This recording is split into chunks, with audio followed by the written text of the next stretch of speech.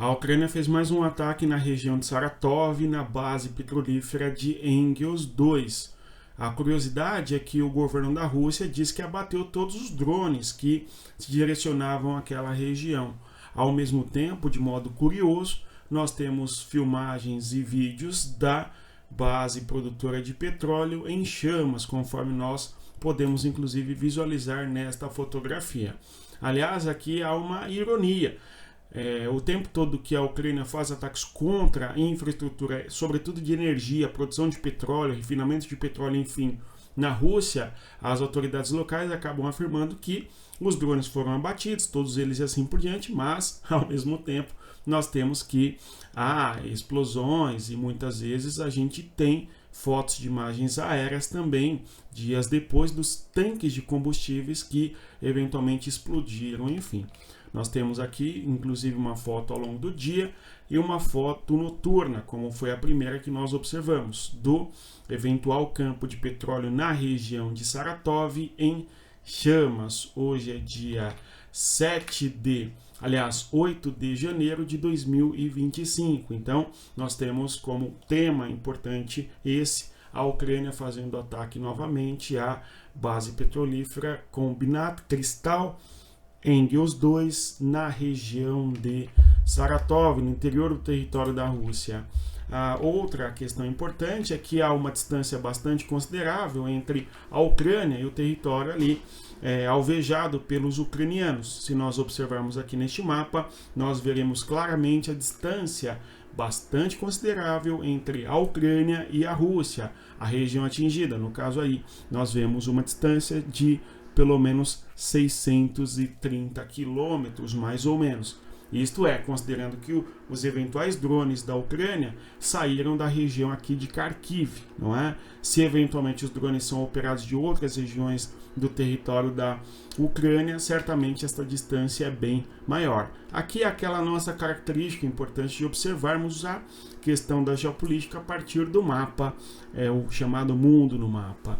Aliás, se você gosta do nosso conteúdo e se o nosso conteúdo ajuda você a entender as questões da geopolítica, eu vou pedir mais uma vez, deixe o like, se inscreva, divulgue o nosso conteúdo para as pessoas que gostam de geopolítica. Então, tema aí da chamada: a Ucrânia faz ataques a Saratov, no interior do território da Rússia, alvejando mais uma vez a zona produtora de petróleo, conhecida também Engels 2. Não é a primeira vez que a Ucrânia faz estes ataques, tá certo? Agora, uma notícia que circulou bastante, sobretudo nos meios de comunicação que tem uma perspectiva pró-Ucrânia, tá? É de que um caça F-16 e a questão do uso do caça F-16 por parte da Ucrânia é bastante controversa ainda hoje, dada as críticas, segundo alguns, que não há tanta eficácia aí do emprego do caça F-16 na força militar da Ucrânia, mesmo porque demora bastante tempo para que os soldados ucranianos se adaptem e aprendam a operar a máquina, enfim. Então existe essa discussão, mas a informação é de que lá no dezembro ainda de 2024 nós tivemos um F-16 abatendo 6 mísseis de cruzeiros da Rússia, tá?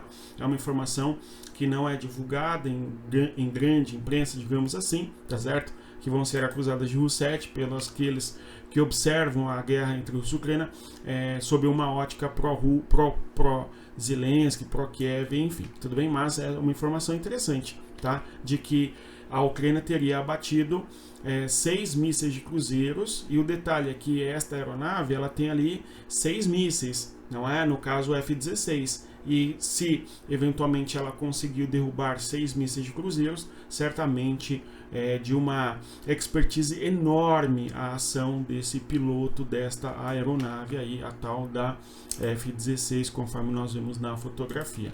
Vamos acompanhar as informações. Caso haja mais detalhes sobre este assunto, a gente aborda aqui com vocês. Pessoal, nós temos então ainda no dia 8 de janeiro hoje vários temas a serem abordados aqui. A questão da ofensiva em Kursk. Nós temos uma busca ucraniana de se firmar territorialmente em Kursk, conforme nós observamos, desde agosto de 2024, e há ofensiva e contraofensiva, e alguns territórios trocam de mão o tempo todo, a exemplo de Malalóqunia, por exemplo. Agora, no último dia 5 de janeiro do corrente ano, nós assistimos a uma incursão militar da Ucrânia na direção nordeste de Sudzha, a fim de expandir a sua presença dentro do território de Kursk. Porém, nós temos a contraofensiva russa nesta região, conforme nós podemos observar aqui no mapa. Então aqui nós temos, vejam só, o saliente em Kursk, tá certo? Ou seja, na parte roxa nós temos o domínio ucraniano na região de Kursk, tá certo? E por sua vez, nas regiões 1, 2, 3, que eu destaco aí para vocês, são regiões onde a Rússia fez contraofensiva e buscou barrar o eventual avanço ucraniano dentro do território da Rússia, enfim. Tá certo? Então nós temos ali na região número 1, a localidade ao norte de Sudzha. Sudzha é esta cidade que nós destacamos agora aqui, ó, no centro do nosso mapa. Basicamente é o principal apoio de infraestrutura urbana dentro do território de Kursk, ocupado pela Ucrânia, e a partir de Sudzha nós temos algumas direções aí de contraofensiva da Ucrânia no interior da Rússia, conforme nós destacamos aqui. Nesta direção aqui, né, número 1, a gente tem lá a região de Pogreb, tá certo? Esta região de Pogreb fica no norte, conforme nós vemos, e nós assistimos no dia 7 uma intensa batalha nesta região e uma contraofensiva russa aqui, dada a tentativa de avanço ucraniano. Na região número 2 também, nós tivemos aqui a região de Verdin, tá certo? A região de Verdin. E ao norte, nordeste de Verdin, nós temos aqui, ó, Bolshoi. Esta região é uma que chegou a ser ameaçada por um eventual avanço ucraniano. Entretanto, a gente tem as tropas russas, segundo afirma o Ministério ali de Defesa da Rússia, enfim,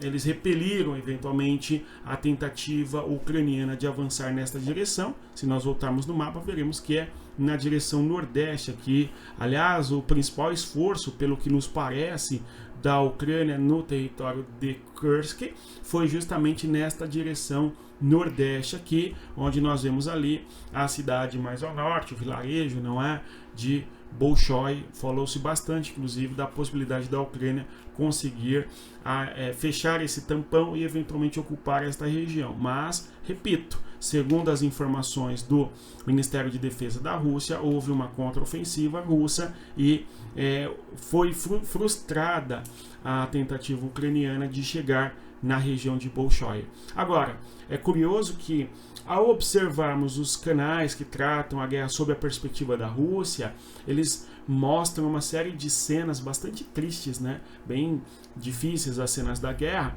de soldados ucranianos caídos ao chão, enfim, em decorrência de terem sido abatidos justamente nesta incursão na direção de Bolshoi.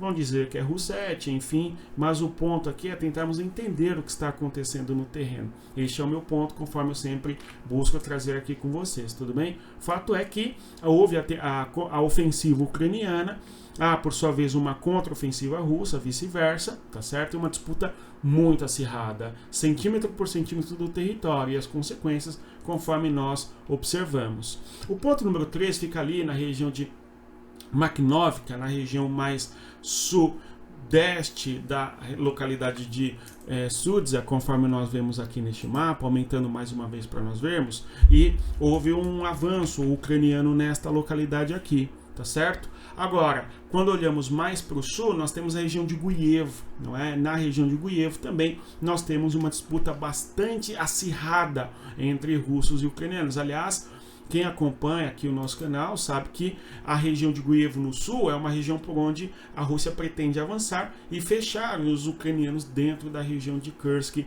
para criar um bolsão de soldados ucranianos e eventualmente tentar destruí-los, cortando o acesso logístico. Vou representar no mapa o que eu estou dizendo a vocês. Aqui nós temos então a região de Kursk, tá? A gente tem um avanço ucraniano nesta região ao sul, conforme nós acabamos de mencionar, e mais ao sul ainda existe a localidade aqui de Guiev, Então existe uma ofensiva russa, tá certo? Nesta direção, de maneira muito intensa, e aí, conforme eu mencionava, o foco russo seria infiltrar nesta localidade aqui para cortar o eventual acesso logístico dentro do território da Rússia, no caso, pelos ucranianos, ou seja, impedir que haja um fluxo logístico aqui desde a Ucrânia, destacando aqui na cor vermelha, tá certo? Desde a Ucrânia em direção ao interior do território aqui em Sudzha, tá certo? Vamos acompanhar qual será o sucesso ou o insucesso russo-ucraniano nesta região de Kursk, que é um dos pontos mais emblemáticos da guerra, que é a guerra dentro do território da Rússia, conforme nós observamos, enfim. Ainda outros temas importantes a serem abordados aqui. Agora, um tema importante do âmbito da geopolítica, das questões da diplomacia. Nós temos as declarações de Donald Trump dando mais motivos para ser acusado de Russete, não é, como ele é acusado pelos aqueles que defendem a Ucrânia e analisam sobre a perspectiva ucraniana, enfim.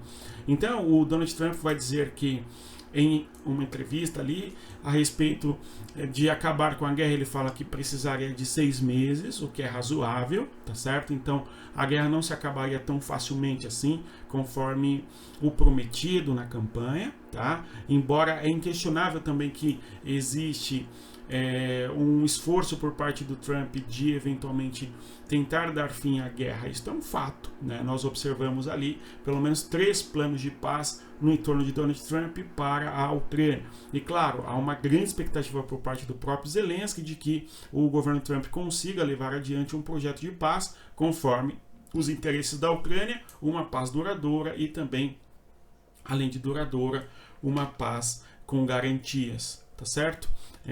Bom, então a gente tem as declarações do Donald Trump, que eu vou trazer aqui, a respeito da guerra, não é? Então Donald Trump não conseguiria necessariamente acabar com a guerra em apenas 6 meses. Agora, Trump disse o seguinte, ó, espero ter 6 meses, não, espero muito antes de 6 meses. Aí ele vem na sequência e diz que não, pera lá, a gente vai acabar antes, tá certo? Vamos acompanhar como será.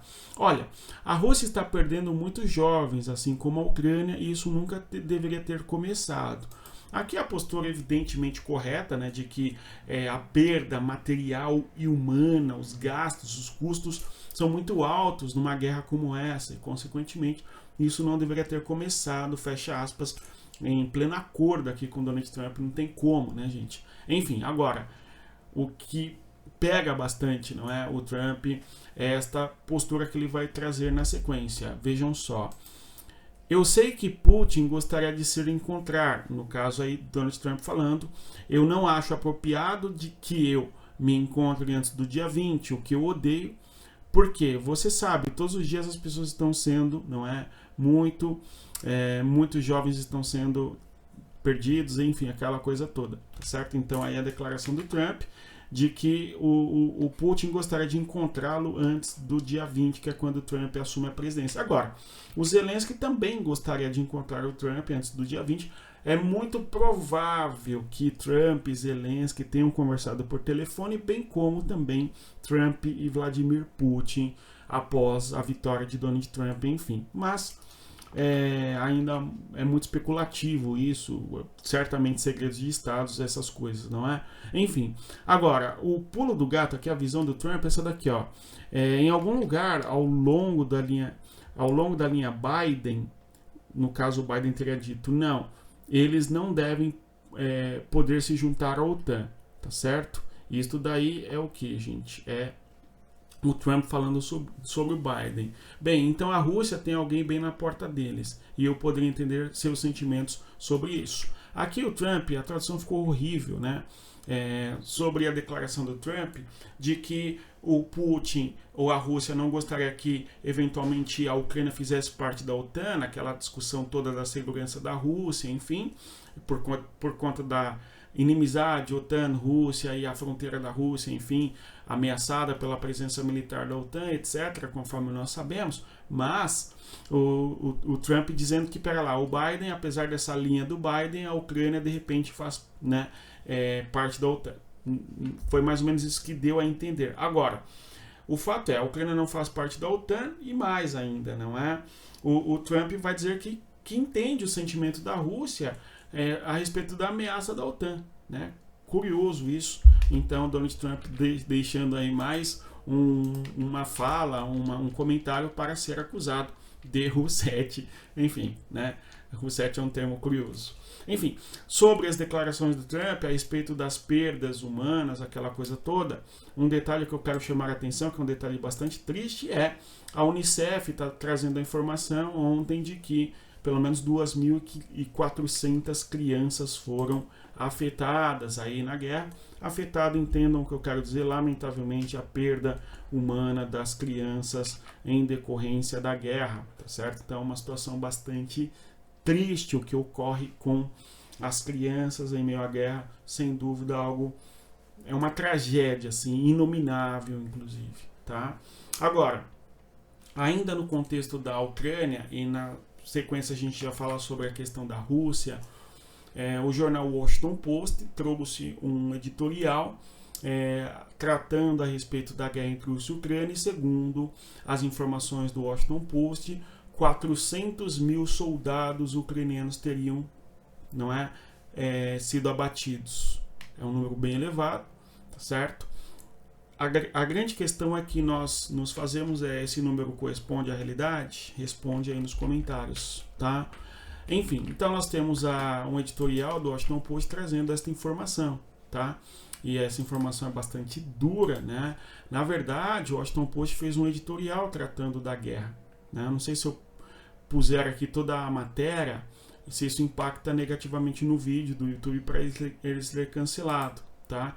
Mas eu trouxe aqui um pedaço da informação do The Washington Post, que é o seguinte, né? Deixa eu tratar aqui com vocês, projetar aqui na imagem para que nós observemos. Então, repito, é um editorial, não é um estudo feito pelo Washington Post ou repercutindo algum estudioso, nada disso, não é? Notem só. A Ucrânia também está perdendo tropas a uma taxa muito além do que pode sustentar e continuar lutando.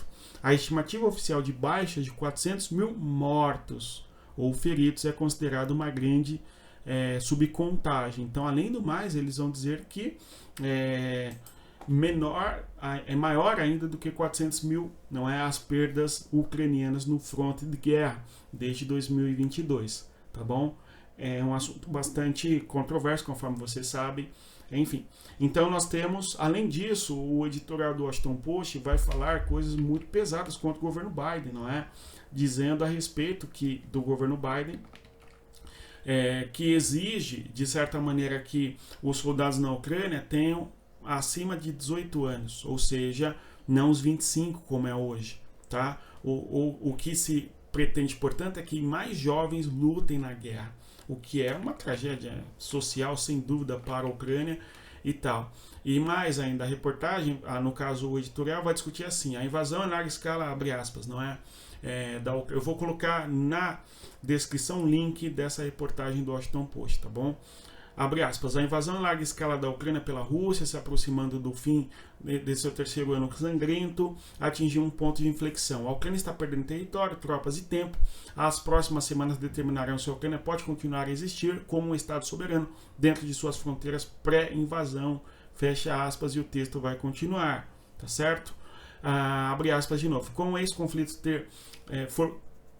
conflito for resolvido, terá ramificações muito além da Ucrânia, desmentindo a noção expressa por alguns, incluindo isolacionistas americanos, de que é um problema apenas da Europa. Fecha aspas aqui. O editorial está criticando o Trump e a questão do Trump em relação ao OTAN, conforme nós sabemos, enfim, tá certo?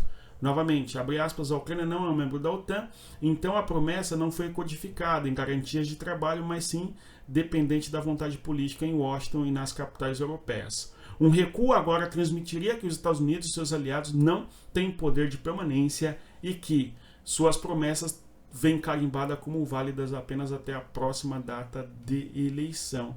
Ou seja, o editorial do Washington Post está certamente fazendo críticas ao Donald Trump, conforme nós podemos observar, tá certo? E dizendo justamente o seguinte: não, pera lá, a Ucrânia se perder a guerra, será uma derrota para o Ocidente, tá certo? Esta aqui é a mensagem do Washington Post, conforme nós podemos observar. Aqui, ó, fiz questão de colar aqui o trecho para que nós observemos.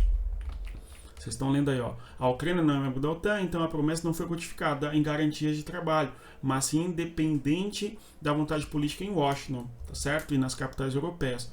Um recuo agora, olha só aí o que o texto vai dizer, né, gente? Reiterando, transmitiria que os Estados Unidos e seus aliados não têm poder de permanência e que suas promessas vêm carimbadas como válidas apenas até a próxima eleição, dizendo que a promessa que é feita à Ucrânia de defesa por parte da OTAN, enfim, no caso dos países membros da OTAN, Estados Unidos, enfim, são promessas apenas eleitoreiras. Então, é editorial bem crítico aos Estados Unidos, conforme a gente visualizou aqui, tá certo? Agora, ainda sobre Kursk, né, os avanços em outros mapas detalhados ali, os mapas do Instituto para o Estudo da Guerra, tá certo? O pessoal, muita gente que diz que não gosta do Instituto, mas ele traz informações muito interessantes sempre, não é? Geolocalizadas, enfim. E aqui mostra a posição geográfica dentro do território de Kursk no dia 6 e no dia 7 de janeiro do corrente ano, conforme nós vamos visualizar aqui, tá? Então, na região de Lyubimovka, a gente tem uma tentativa ucraniana de avanço no dia 6, tá certo? E, por sua vez, a Rússia reconquista o território, conforme a gente pode visualizar aqui, ó, nesta posição, em relação a este outro mapa, tá certo? Lyubimovka e também a região de Malaya-Loknia. A Ucrânia teria avançado na direção de Malaya-Loknia, tá certo? Lá no dia 6 de janeiro, conforme a gente pode visualizar aqui, mas no dia 7 de janeiro nós temos a região de Malaya-Loknia novamente voltando para as mãos da Rússia. Este mapa aumentado aqui, ó, para nós percebermos, notem vocês. No dia 6, a região de Malaya-Loknia, então, sob o controle da Ucrânia, e o dia 7 já sob o avanço, ou pelo menos reivindicado pela Rússia, esse pedaço aqui. Naquela outra direção que a gente havia mencionado, Bolshoi, a gente vê que a Ucrânia teria avançado nestas regiões em amarelas, né? Conforme vemos no dia 6 aqui, ó, no dia 6 de janeiro, mas a ofensiva russa contrária teria, conforme nós mencionamos ao longo do início do vídeo, tá certo? Repelido as presenças, não é a presença militar ucraniana nesta região. Aliás, existem vídeos circulando que mostram, justamente os soldados os soldados ucranianos que teriam sido capturados na região de Kursk, conforme a gente pode até visualizar. É óbvio que vão falar que aquela discussão Roussetti, isso não ajuda a entender, enfim, mas vejamos aí.